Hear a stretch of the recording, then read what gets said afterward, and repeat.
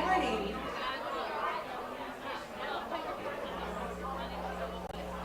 Okay, everybody, this is your 5-minute warming to get started. Grab that coffee, and we'll get this show on the road.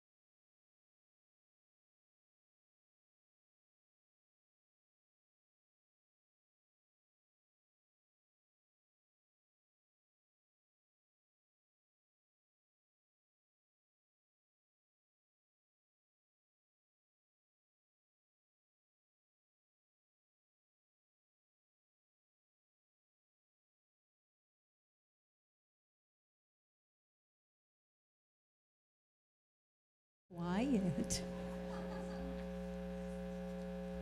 Not enough coffee? Good morning. We are so pleased and happy and excited to be here today. This is our one of our favorite meetings, if not our favorite. We get to be at the CEC with Mark Whitlock and all his students. And I have a message for the students from Steve Jobs. The people who are crazy enough to think they can change the world are the ones who do. So remember that. We're very excited to honor our scholarship recipients and thank Erin and her team for working so hard. I'd like to welcome everybody. We're looking forward to hearing our speakers, celebrating our scholarship recipients, and much of what I just said, but I'm reading my script now. We do have another Slido quiz, or if everybody's familiar with that. It's an easy online time to do a survey. Make sure you're on Wi-Fi, please, with your phones, and it is anonymous. And if you will want to stay until the very end, we have our In It to Win It. Does everybody know what that is? All members' names are in the system. All you are, and you have to be present to win. And Elizabeth can correct me, but I think I have 600. We have $750. So if we draw your name and you're here, $750. If we draw your name and you're not here, wah, wah, wah. So keep that in mind. At this time, I'd like to ask Robin Holmeyer to come up to do our invocation. Robin's with Bush Real Estate and a former teacher. As Robin is on her way, if you are a current or former teacher, would you please stand? Yay! Give everybody a hand.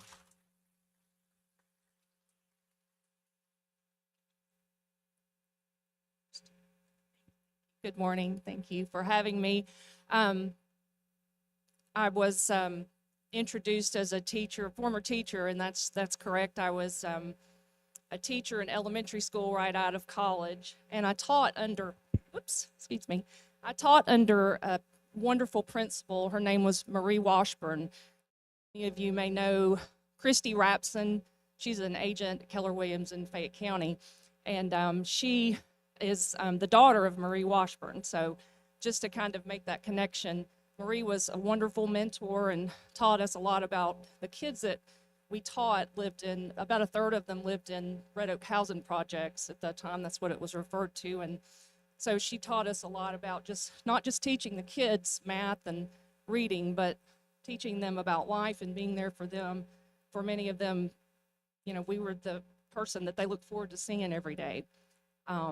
So she's told this story at a faculty meeting many years ago, and I thought, that's such a moving story. I hope that one day I can share that. And 30 years later, I'm going to share it to you. This is the story of Teddy Stoddard and Mrs. Thompson. There is a story many years ago of an elementary teacher. Her name was Miss Thompson. As she stood in front of the 5th grade class on the very first day of school, she told the children that she loved them all the same. But that was impossible because there on the front row, slumped in his seat, was a little boy named Teddy Stoddard. Mrs. Thompson had watched Teddy the year before and noticed that he didn't play well with the other children. His clothes were messy and he looked like he needed a bath. Teddy could also be unpleasant. It got to the point where Miss Thompson would actually take delight in marking his papers with a broad red pen, making bold X's, and then putting a big F at the top of the page. At the school where Miss Thompson taught, she was required to review each child's past records, and she put Teddy Stoddard's off until last. However, when she reviewed his file, she was in for quite a surprise. Teddy's 1st grade teacher wrote, "Teddy is a bright child with a sweet laugh. He does his work neatly and has good manners.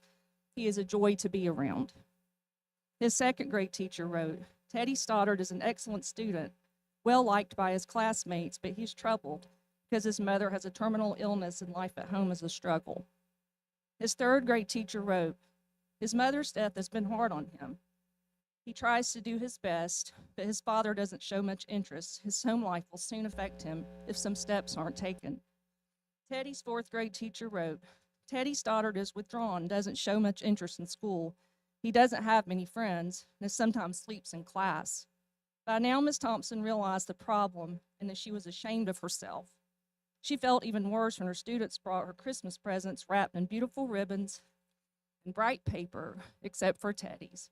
His present was wrapped in heavy brown paper he got from a grocery store. As Miss Thompson opened Teddy's present, some of the children started to laugh when she found a rhinestone bracelet with some of the stones missing and a bottle of perfume that was half full. But she stifled the children's laughter when she exclaimed how pretty the bracelet was. She put it on and dabbed some of the perfume on her wrist. Teddy Stoddard stayed after school that day just long enough to say, "Miss Thompson, today you smelled just like my mom." After the children left, Miss Thompson cried in quiet reflection. On that very day, she quit teaching reading, writing, and arithmetic. Instead, she began to teach children. Miss Thompson paid particular attention to Teddy. As she worked with him, his mind, his mind seemed to come alive. The more she encouraged him, the faster he responded. By the end of the year, Teddy had become one of the smartest children in the class, and despite what she said about loving all the children the same, Teddy had become one of her favorites. As the years went by, Teddy would send Miss Thompson letters, one that he had graduated high school, 3rd in his class, one that he had graduated college, and one that he had graduated medical school and become a doctor. He always ended the letter that she had always been his favorite teacher.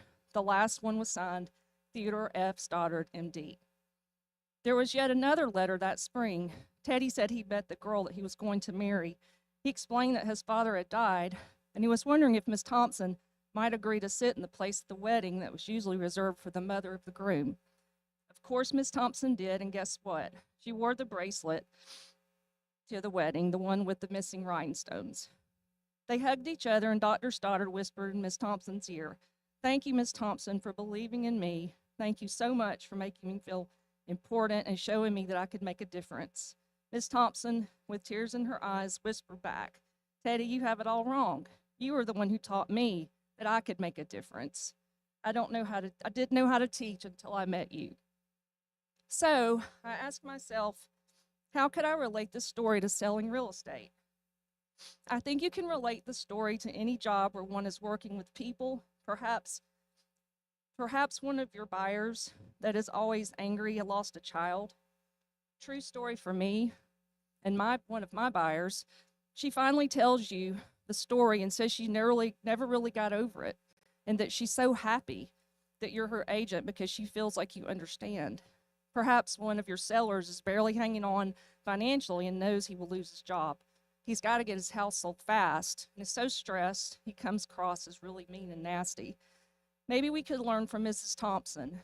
Maybe we could look a little deeper. Maybe we could be their light for a few months. Maybe we could do a wonderful job with the real estate details, but maybe we could also make them feel inspired and better, that someone cares and is there for them.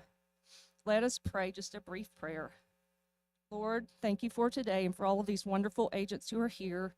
We ask you to bless the recipients of the scholarships and guide them as they continue on their education, with their education and pursuing their dreams. Please help us in our real estate endeavors and with looking deeper to see how we might be an inspiration to someone who needs it. Amen.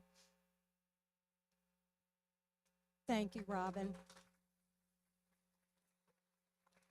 Be careful. Inspiring. We all love and respect our teachers.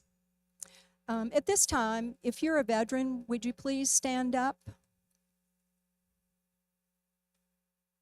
Any veterans? Please give them a hand. And I'd like to ask David King to please come up. Yes. And help us with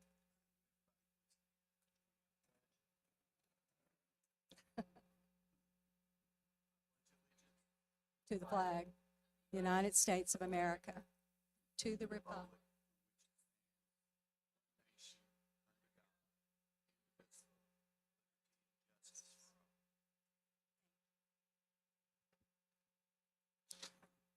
Thank you. I'd like to thank Buck Sherman in the room with Union Home Mortgage. Union Home Mortgage is one of our meeting sponsors today. Would you please come up and would you welcome Buck Sherman? Here. Sir? Good morning. Thank you.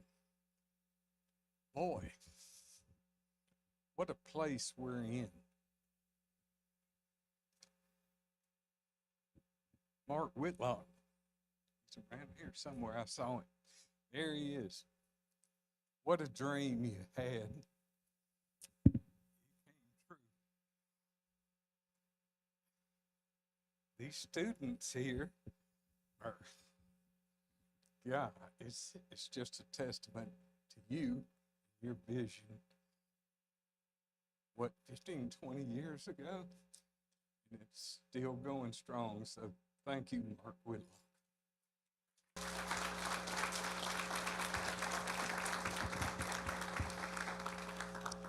I'm usually the one crying. Here I go. I don't even have nothing but good stuff to say.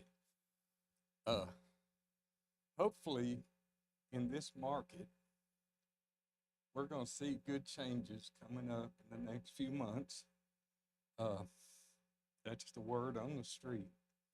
It's every week guidelines are changing. Sometimes for the better, so that's good. Loan level price adjustment thing went out the window, is officially gone. That was a good thing happening. So, but tell you a little bit about myself. I've been in Coweta County over 30 years as a mortgage person. I've worked for multiple different companies. But that being said, I like to do things other people aren't doing in the county. Everybody can do the 800 credit score, 20% downs, all that kind of stuff. So I like to put myself in a different bucket. And I have changed companies again to Union Home Mortgage, which is, they've been around since 1970, and they're out of Ohio. Just recently, they acquired AmeriFirst Mortgage, over 500 employees from them coming into Union Home. Land Home, where I was before, 13 branches moved to Union Home.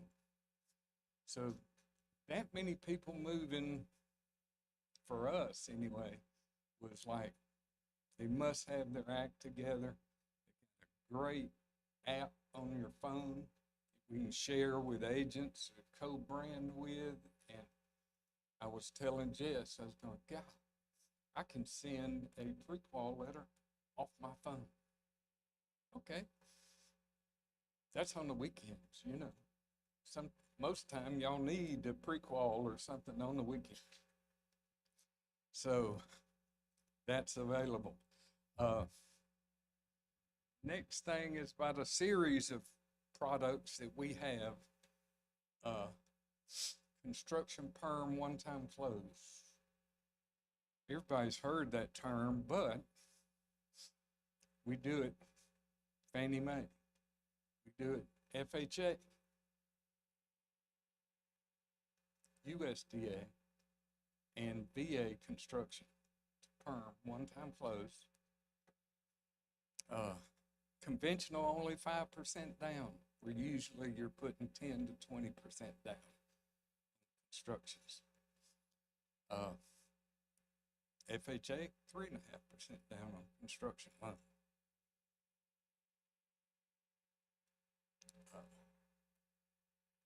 USDA 5% down, way less than normal construction lending. So that's a great product to look for affordable housing in the outlying areas, Coweta, Troop, Fayette, not Fayette, excuse me, Meriwether, Troop, Carrollton, where the land is cheaper and you can get an affordable house built, something you want to move into. Also, we have rehabs available on those too. So it's awesome company. And, I've been around a while, so if ever you have a question that you can't get answered, get one of my business cards, get one of, and I answer questions all the time on the weekends. Or I've got a friend of mine, Bob Barfield, who used to be around a lot, but he's kind of retiring out now. But he calls me when he's got a question about the other lender on his deal. Can they really do this? Okay. So yes, they can, and it's different with every lender just about. So anyway, we have drawing for a couple of Texas Roadhouse. Can you read that? Oh, Tammy Manros.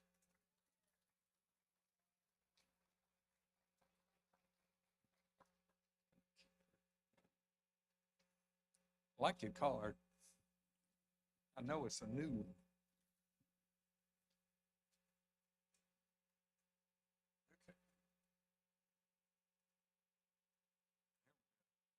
Okay. Yina Takawana.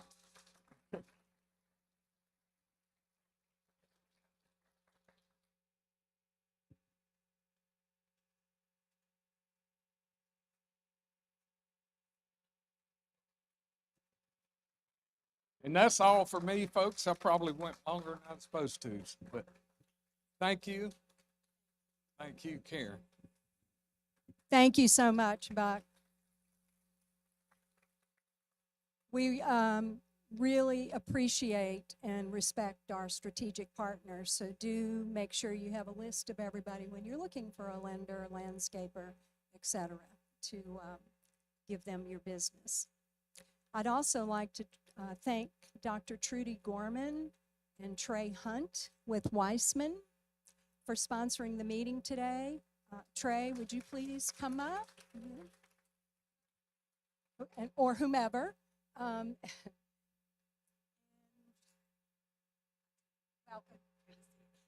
morning. I'm Trudy Gorman. I'm with Wiseman. I'm at our Peachtree City office with Marlene Young. You probably know her, a lot of you guys. John Joyner. They send their regards, but they're doing closings right now. Yay, closings. Okay, I wanted to tell you about two very exciting things that are happening right now at Wiseman. Two of the many things. One of them, some of you know, we have 18 offices across Metro Atlanta and one in Savannah. We are going to have number 19 soon here in Newnan. It's going to be at 185 Glinda Trace, which is near the Zaxby's Chicken and Closings. Well, as soon as the build out is done, we'll keep you guys posted. And we're very excited about that office. And then lastly, for today, Seth Weissman, some of you may know who that is, and Catherine Oates, one of our senior partners, have written a brand new book called Done Deal. It's the Real Estate Agent's Guide to Mastering Negotiations, and a little teaser for you. Whether you're a seasoned pro who has seen it all or a newer agent establishing your business, Done Deal will help you understand the challenging context in which today's negotiations take place and how to guide your clients through one of the most important decisions they will ever make. You can pre-order the book at Weissman.law. I think it's dropping at the end of this month. If you need help ordering that book, just contact one of us. And as luck would have it, we're going to give away a signed copy. Seth signed this right now. Hope I choose myself. Just kidding. I'm only kidding. Aaron Looney. I am not kidding. Aaron.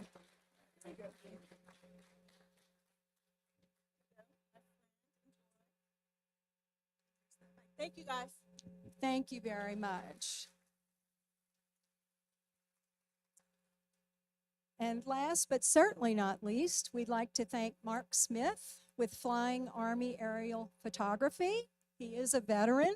Thank you for your service and for taking the photos throughout the meeting today. And Donna Broderick and Alicia Knox with Homestar Financial for sponsoring our coffee and donuts. Thank you. Now to the serious things. I have the distinct pleasure to introduce a friend and someone I've known about 15 years now when we moved to New Orleans. Great deal of respect for this gentleman, the CEO of the Central Education Center, Mr. Mark Whitlock.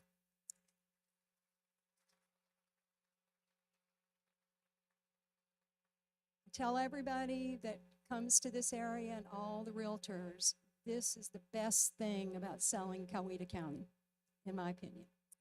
CEC, Georgia's model charter college and career academy, was developed by local chamber leaders, the Coweta County School System, and West Georgia Technical College with the support of Georgia's legislature, the State Department of Education, and the Technical College System of Georgia.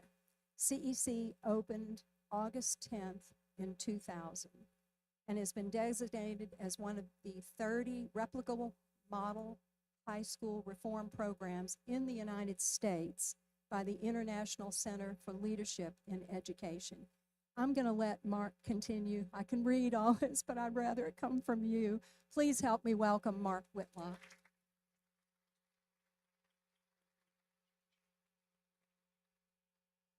Thank you, Karen. Buck, thank you for those comments. Yeah, we are completing our 23rd year, and we're delighted that Coweta County was the place where innovation in partnerships between the business community, the Coweta County School System, and West Georgia Technical College created what is now a statewide initiative. CEC began 23 years ago. There are now 56 replications of CEC across the state of Georgia in the state's College and Career Academy initiative. We've been replicated now in other states. Flags you saw in the lobby represent other countries who've been here to take a look at what Coweta County is doing. So be proud of a community that knows how to partner together to create new things. New things is what I want to focus on in my remarks this morning before we bring up Sarah Jacobs, who I really want you to hear. New things, innovation. We're going to play a video in just a minute, but the students say it best. And the students you'll hear from in the short video are talking about a program that broadly is known as the Accelerated Career Program.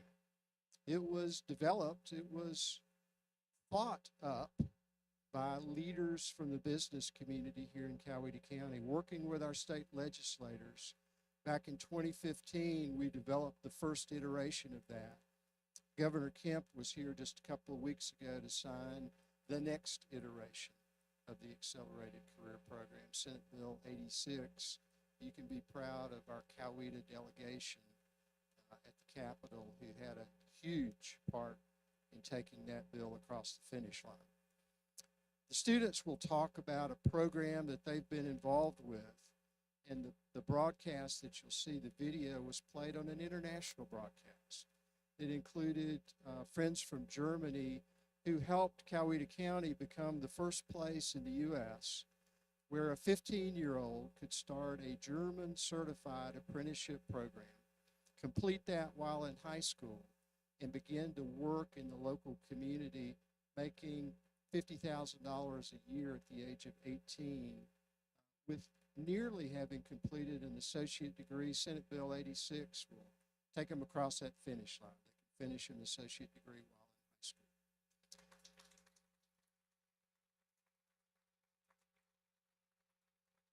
I want you to listen to the students, because these students come from diverse backgrounds. They come from all our high schools in Coweta. They come with differing reasons for joining the program, but the program prepares them to be the ones who manage, maintain, upgrade mechanical, automation, all the things that drive advanced manufacturing in our community today. And I hope Sarah will talk about the growth of advanced manufacturing in Coweta County. It is one of the largest employing sectors with, I believe, Sarah, the highest average wage of any of our sectors in the community that employ lots of people. These young people are the ones who are going into local industry at age 18, and they're becoming the ones who make sure all the machines, all the automation, make all the factories work. So if we could cue up that video. I think we're going to have to change the slide to get to the video.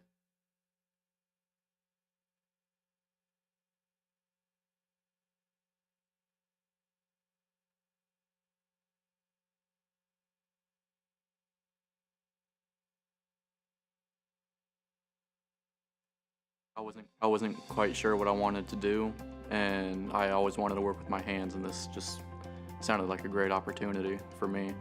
It was adventurous to me because a lot of people my age right out of high school don't have full-time jobs.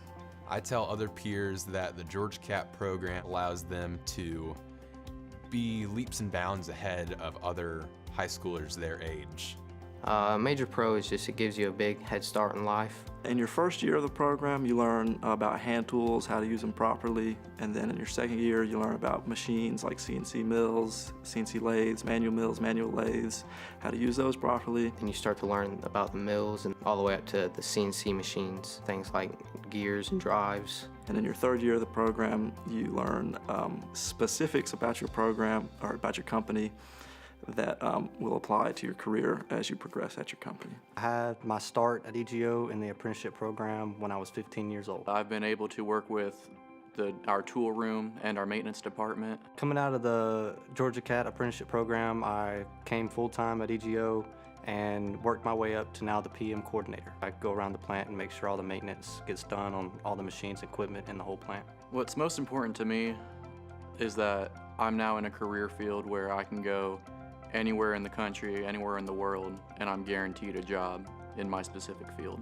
So now that I've been through the program, I'm coming up on 5 years being at EGO. I've just bought my first house. At EGO, I really enjoy my job, my role, and I enjoy working with my hands.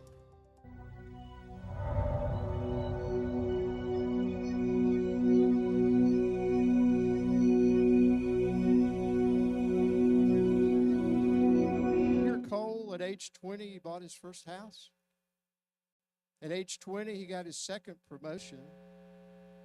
The people he competed with for that role were all over 40 years old. Cole left here. He walked across the stage one night, picked up his associate degree. 2 nights later, he went through graduation exercises at Northgate High School to get his high school diploma.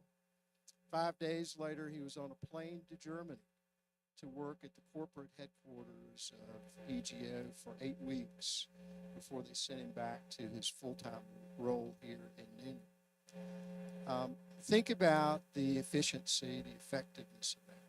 There's others in this video. We can talk about each of them. One of them became the youngest advanced manufacturing tech that Clorox has ever hired in the state of Georgia. Another recent update I got on one of the students. He's now in charge of all automation and programmable logic for his company. At age 22, he makes $110,000 a year. Think about it. Think about it.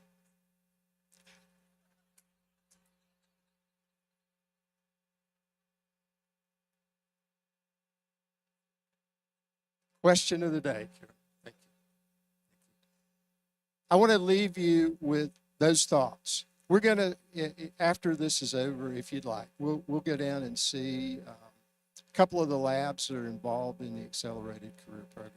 You'll get to see the work that our school system and West Georgia Tech and local business have done to put together a real simulation of the workplace that helps young people seamlessly walk from here into industry and perform on day one.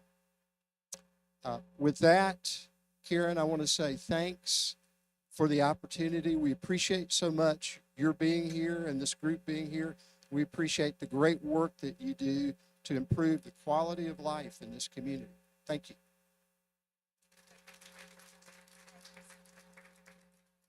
How exciting. I'd like to present you with just a small token of our appreciation. Thank you.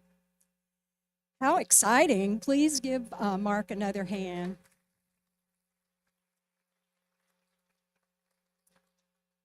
Sarah Jacobs, Coweta County Development Authority. Sarah Jacobs is the president of the Coweta County Development Authority. It's a pleasure to have you here. Thank you. And started with the organization in August of 2022. In this role, she leads the strategy and implementation of the authority's business retention, expansion, and attraction efforts. Her expertise crosses all sectors, including aerospace and defense, automotive, advanced manufacturing, health, and bioscience. Some of her recent wins include Fryer Battery, Deli Star, Marson Foods, Ostera, Global Water, and Briggs & Stratton. Before joining the authority, Sarah worked for Spire.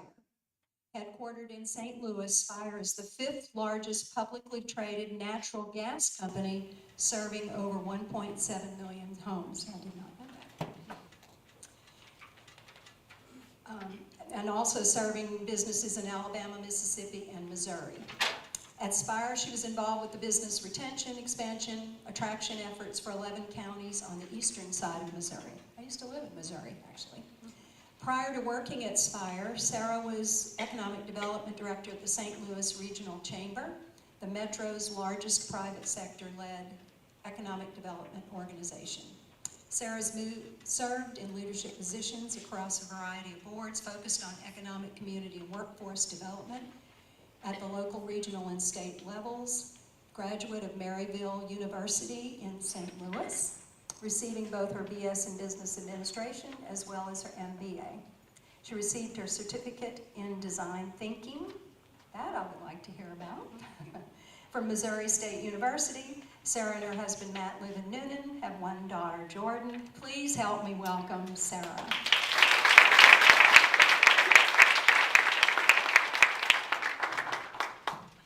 What a pleasure. Thank you. I always like hearing my introduction because I forget all the stuff I've done. So it's always a nice reminder. I do have some slides. I was the one that provided them on the flash drive. If you want to pull those up. I can get started while they're coming up. So I am the president of the Coweta County Economic Development Authority. I always kind of like to start these presentations kind of level setting what economic development is. I still have friends and family that don't understand what I do for a living. So, and I'll just tell you guys when in advance, does that work? Yeah, it works. Okay, next slide, please.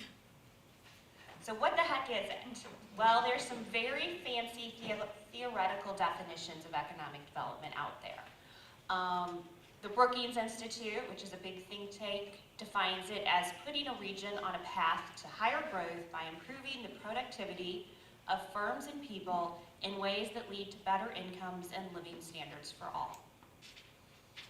The International Economic Development Council, which is our professional association, defines it as improving the economic well-being of a community through efforts that entail job creation, job retention, tax-based enhancements, and quality of life. And then when all else fails, you go to the dictionary.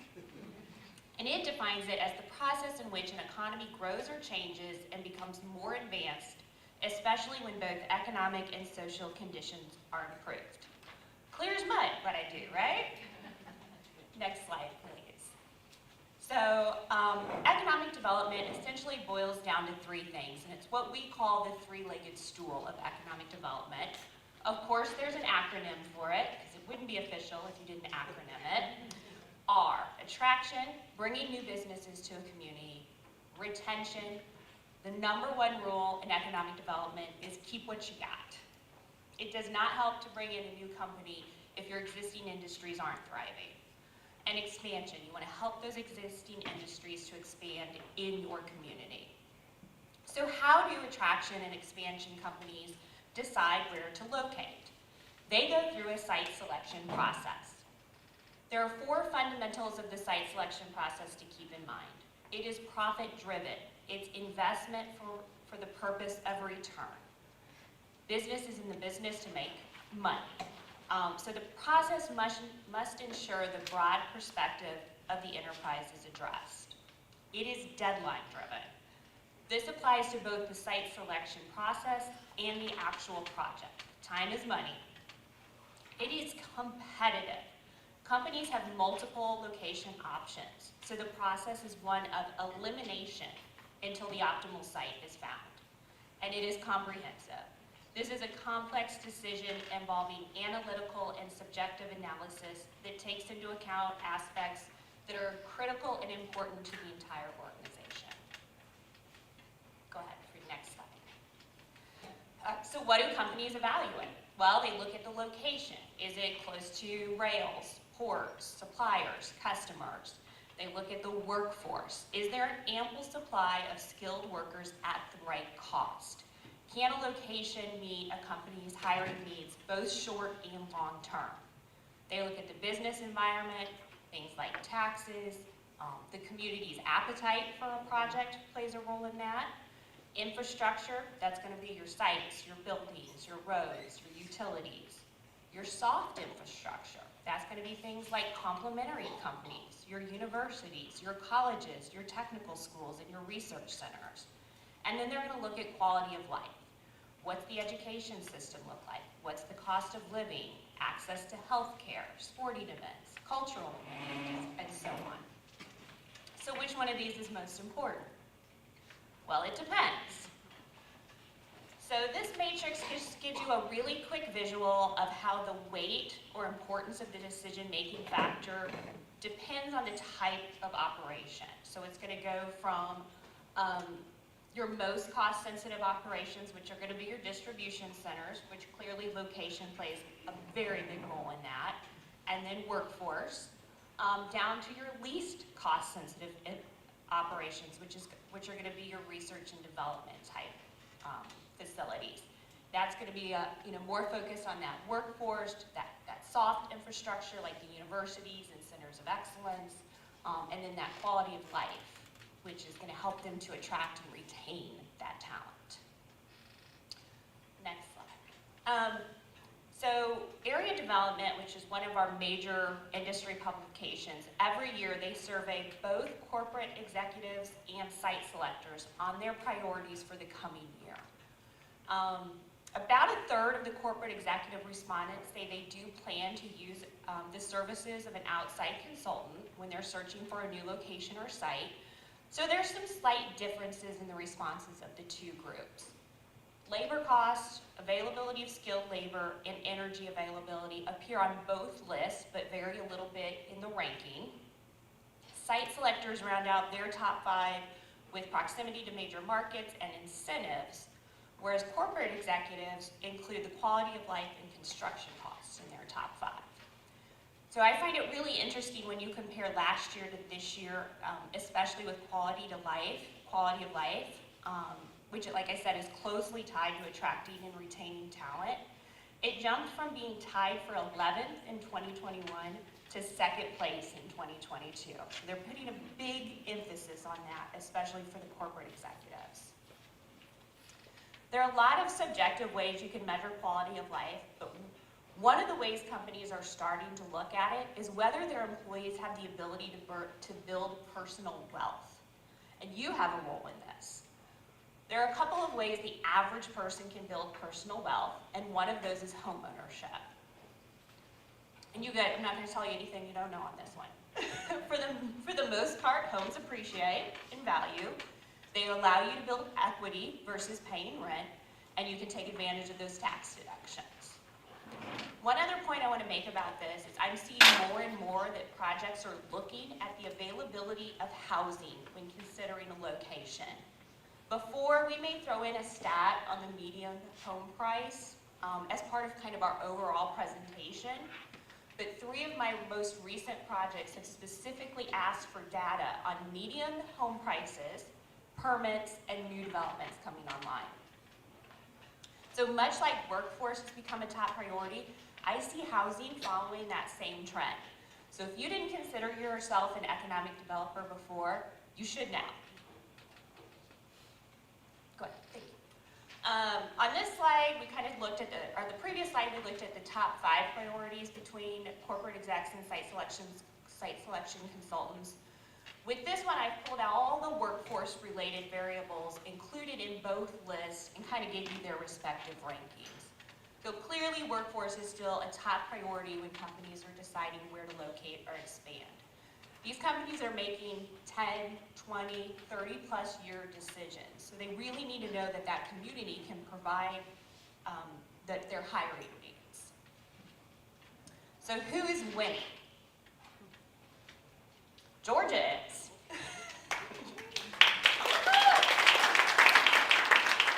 So there's 2 major publications in our industry, area development and site selection. Area development has actually ranked Georgia the #1 state for doing business 9 years in a row. Site selection most recently ranked Virginia as #1, but Georgia came in 2nd. So we're always finishing either at the top or very close to the top. And there's a big reason why, and that's on the next slide. That's right, good. That's our competitive advantage, and that's our education system. At the state level, we have Georgia Quick Start, which is available. It's a discretionary income available to attraction and expansion companies. It is an internationally acclaimed workforce training program that provides customized training free of charge to, like I said, new and expanding businesses. In fact, the state I came from, Missouri's One Start, which sounds eerily similar to Georgia's Quick Start, was modeled after Georgia's Quick Start program.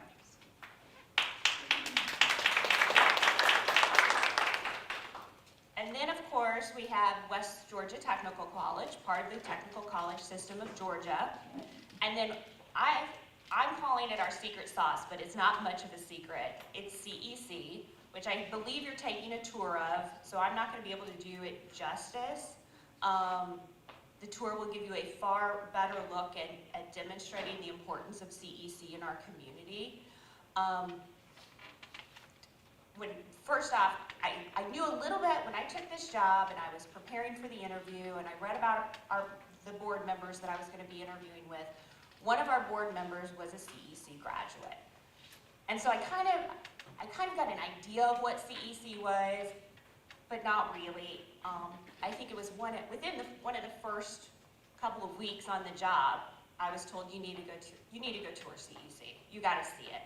And Mark took me on a personalized tour, and I was literally blown away. I thought, oh my gosh, I had a good economic development job, or what I thought was I was taking a good economic development job. Once I learned of this resource, I'm like, I have a great economic development job. I think there should be one more. I don't think, yep. So this was mentioned earlier, Freyer Battery. This was announced in November. This is actually one of the 5 largest economic development projects in Georgia history. Woo! It is a $2.57 billion with a B, investment. So by far the largest project I've ever worked in my career. A $2.57 billion investment. It is over 700 jobs, and the average annual wage is going to be $60,000.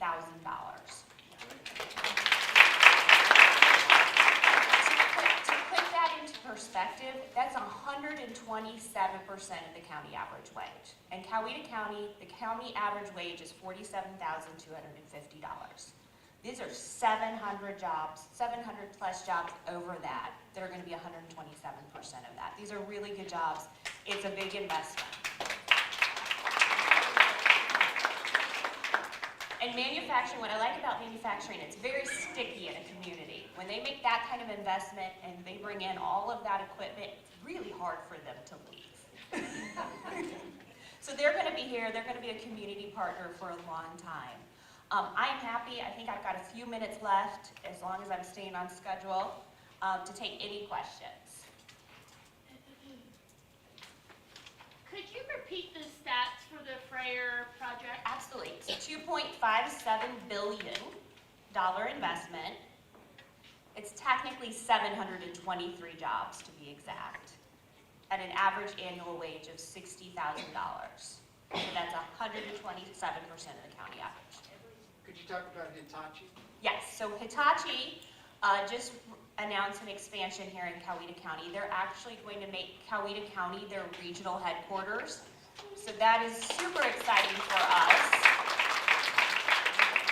Theirs is, don't quote me on this one because I'm going from memory and I haven't said it as much as I've said the Freyer one, because they just announced $33 million in investment, 92 jobs, average annual wage of $111,000.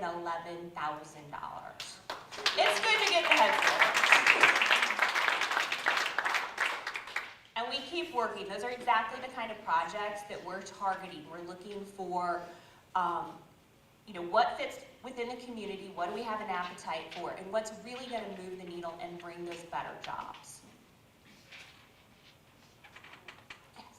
What was the decision for Freyer to move the... Oh, I should have mentioned this. Clearly a lot of factors go into it. If I remember correctly, they were looking at 25 states, I believe over 130 sites when they initially did their first look through, and they just kept eliminating until it got smaller and smaller. It actually came down between us and Arizona, and the big thing that tipped the scale in our favor compared to Arizona was our talent pipeline. It was our workforce.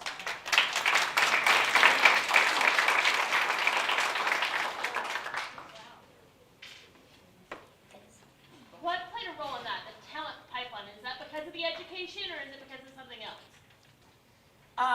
It's going to be a couple of factors, right? They looked at what talent was already here, right? Because they're hoping to be in operations in 2025, so they need people very soon. but it's gonna phase up, right? You don't need everybody to show up day one. So they were super interested in what does that talent pipeline look through CEC? What does that look like through West Georgia Technical College?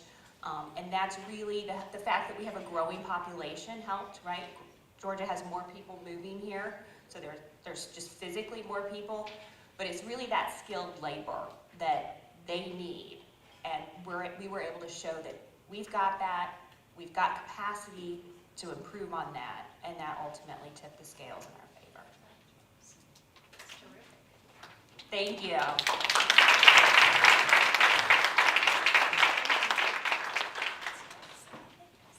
We have a little thank you given, just a token of our appreciation, and we'll all be giving you our cards. Let's give Sarah another hand.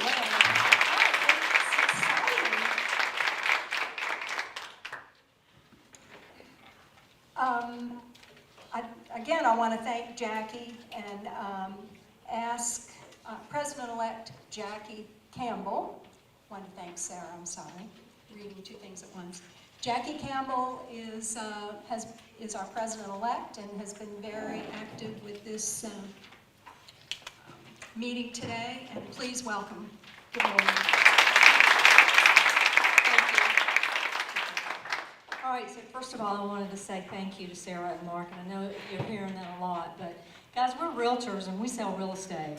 But if we don't have workers with jobs and people that are the skilled workforce the CEC delivers, these guys are the friends of the real estate community. So thank you for being here. All right, so you ready to have a little fun?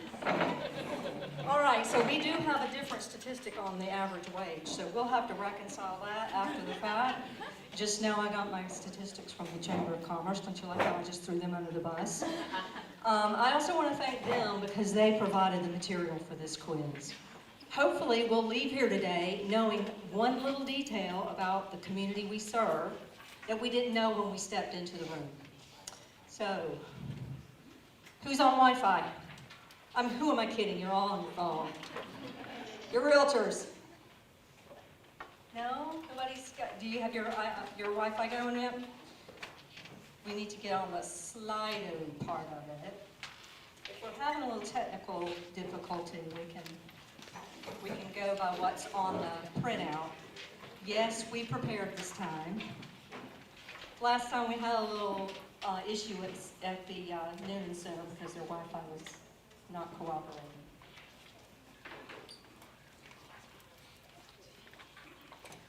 Okay, you should see this piece of paper on your table, and it does have the questions. Who's on? Do we have people logging in yet? Yes.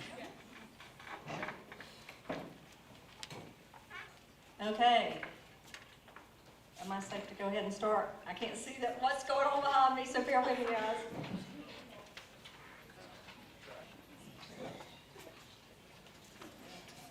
Is that a yes or no? I'm looking to you, Elizabeth Hyatt, tell me. Okay, let's start out with how many square miles does Coweta County cover? Gonna give you 15 seconds to answer.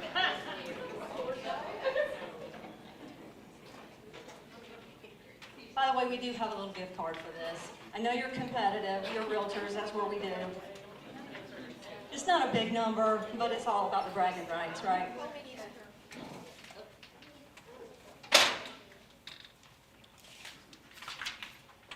All right, am I 15 seconds in? Can I give the answer? All right, the correct answer is 441 square miles. All right, let's ask about how many people are living within that 441 square miles. Let's take a guess at that. How many times do your clients ask you how many people live here? Have you been asked?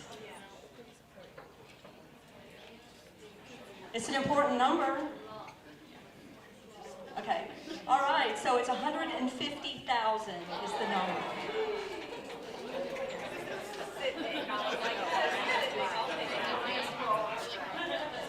Okay, one more. How about, everybody knows we have 159 counties in the state of Georgia, right? So, out of those 159 counties, where does Coweta County rank in terms of size?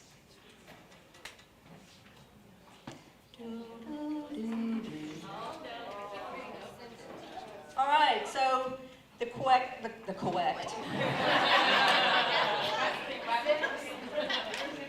correct answer is 17. Okay, I'm going to go easy on you. It's a true or false question. You got a 50% chance of getting it right. The number of residents in Coweta County has tripled since 1990. Feels that way when you're on Bullsboro anyway, doesn't it?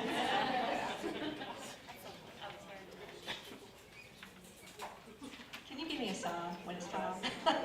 Okay. So that is a true statement. That is a true statement, and thank you to our economic development for putting more jobs here for people to want to be here, because they buy houses, and we like that. Okay, one more. Another true or false. Now this one is the average Coweta County household earns $10,000 more than the state average.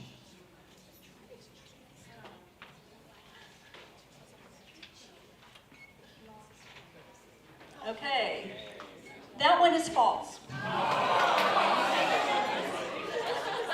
Now remember, cut me some slack, I'm going by the Coweta Chamber number, so we're going to line those up with Sarah's figures and we're going to put out a correction report.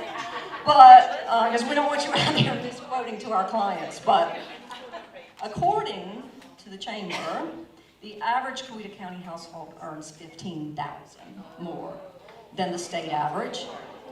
And they also earn about $10,000 more than the national average. The average was $79,795, and in married households was $105,846. Okay, so next question. What is the average unemployment rate in Coweta County?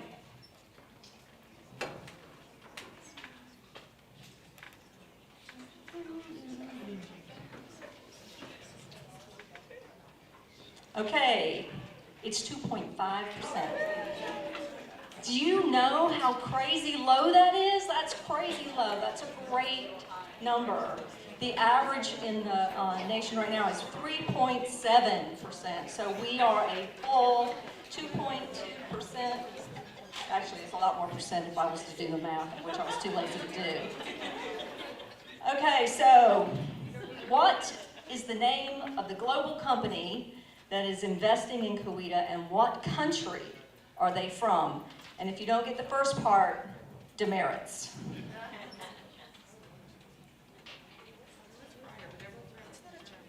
Okay, it's Freyr, and they are Norwegian.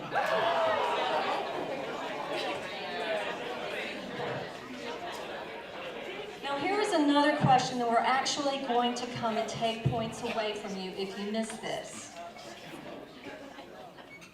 What famous country singer is from Newnan?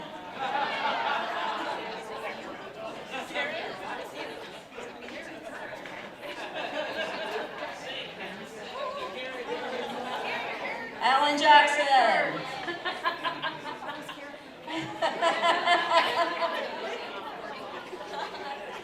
Okay, here's a fun one, and this is more for your history nerds, but people ask me this when they see the sign, especially downtown.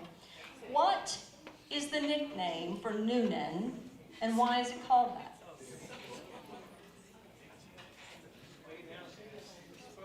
I'm gripping this microphone like it's deaf. My hands are all sweaty. Sorry to the next person who gets the mic. All right, so it's the city of Newnan, Coweta's county seat, known as the city of homes. Now, legend has it that that's because when Sherman marched through Atlanta, he spared Newnan by using its many historical homes for hospitals. This allowed for the preservation of our abundant historical homes, thus the name City of Homes. And just as an interesting side note, who's been to the Hollis McRitchie Museum? They are actually changing that to be an artifact-based museum. and they are going to dedicate a room to the hospital history of the city of Newnan. How many international companies make their home in Coweta County? We heard about a couple of them today.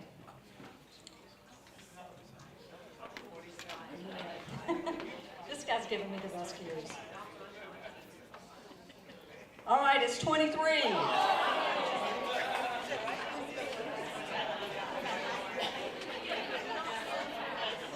And we're going to wrap this up with what studio started the birth of the film industry in Georgia?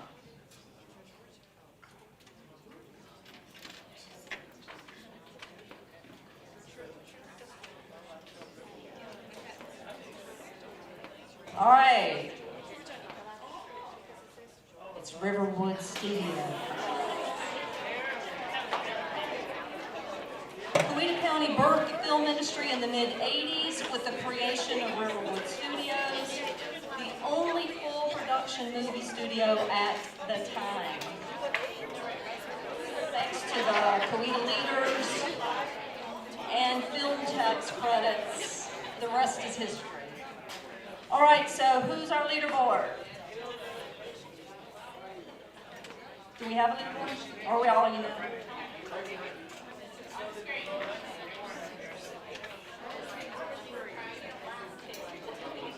Hildy, we have a visitor who is our winner. Get up here.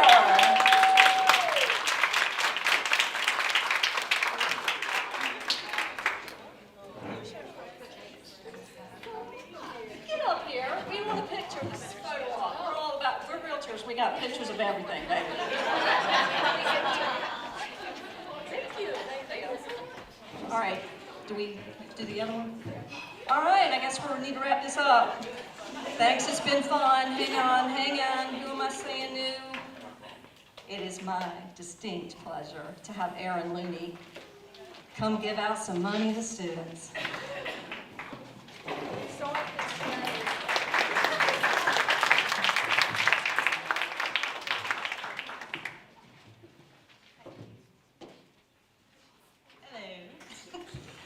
My name is Erin Looney. I was the chair of the scholarship committee this year, and Bridget Antoine was my co-chair. We had an amazing time with these students and picking our applicants, and I wanted to go ahead and say thank you, Jackie, for having us up here. We'd like to thank our scholarship committee board. I was the chair. Like I said, Bridget was our co-chair.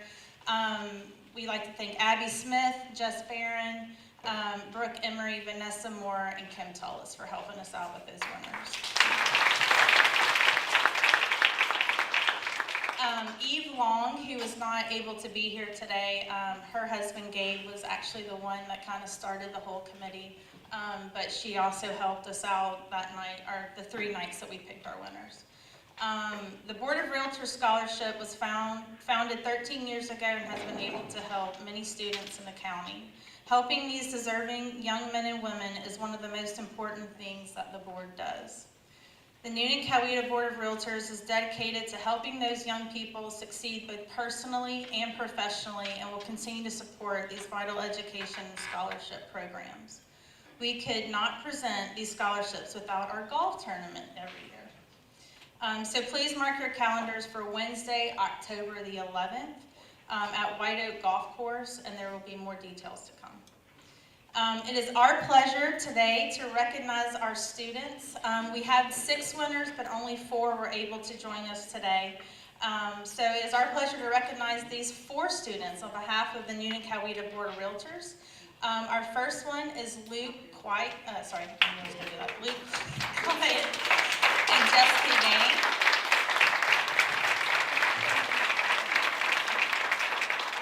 Jessica was not able to be here, and these 2 students were from East Coweta High School.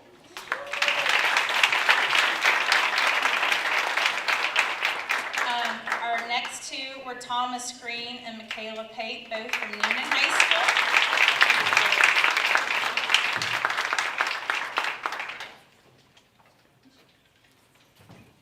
And then Alexandra Carlton and Jessica Ains from Northgate High School.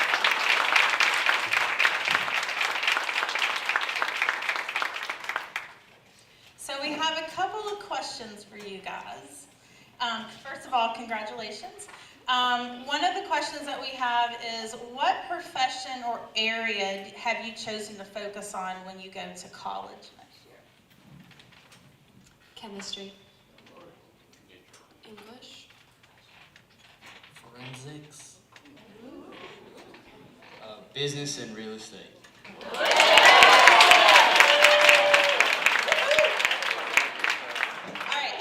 One last question, and we're kind of on time limit here. Who helped inspire you to choose the profession or area that you're interested in? I know she's not here, but her name is Randa. Randa the Realtor. I do not know her last name, but she sold us our house, and she was always very happy and very helpful to me and my family, and I just thought that I'd want to be like her, and so I followed her profession. So she inspired me. My uncle is a police sergeant with the Smyrna Police Department, and he worked as a detective for many years, and it's just inspired me to be, I want to be a crime scene investigator. So.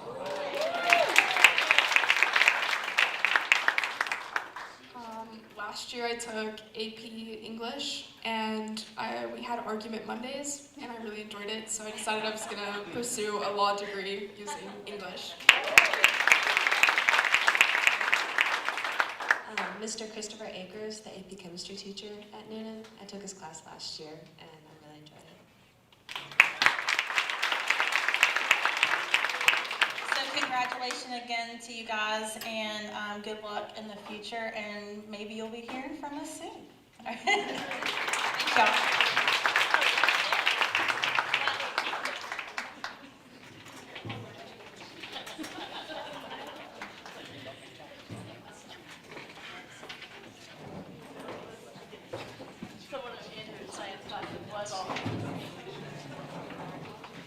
Okay, we are, in the interest of time, we have to be out of here in about 5 to 7 minutes. Before I forget, I want to give these students that have helped us with all the technologically unastute people we have in this room to help make this event. Please give them a hand.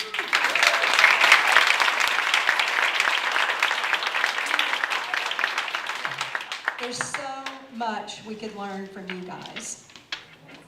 And thank you, Aaron, and congratulations again to our scholarship recipients.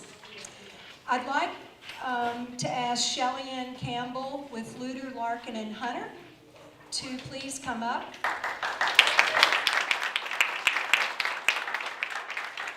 Luder, Larkin, and Hunter is sponsoring our In It to Win It. Does everybody know what that is? You have a chance to win money if you're here. Okay. The wheel of names is going to be, the students are going to say. The name that comes up, if you're here, you win, where's Elizabeth? You win some money. Where's my card? $7.50. If your name comes up and you're not here, so sorry. Okay, so, yep.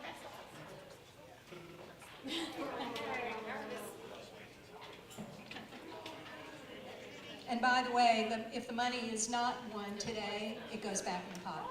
And hello guys, thank you for having us. We have a couple of people from Luder at the table over there. We're so happy to be here. We have 29 locations all over Atlanta, and we are so happy to be a part of this organization. And if you have any questions or concerns, please feel free to reach out to us.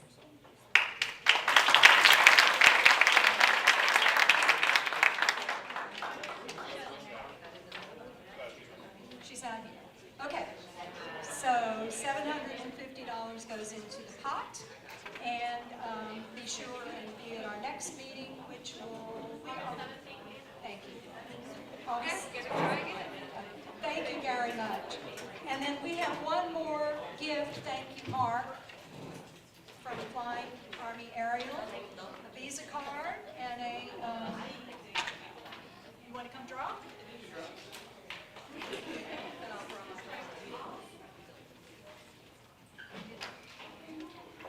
Wendy Creel.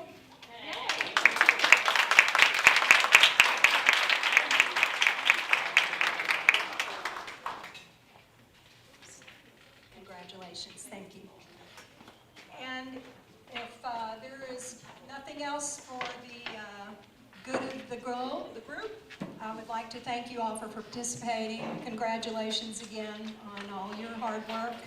And thank you, Mark Whitfield, and to the students. Now, we are going to meet out here to take a tour, correct? Mark? Okay, please go ahead and, because we have to clear the room. So, thank you so much.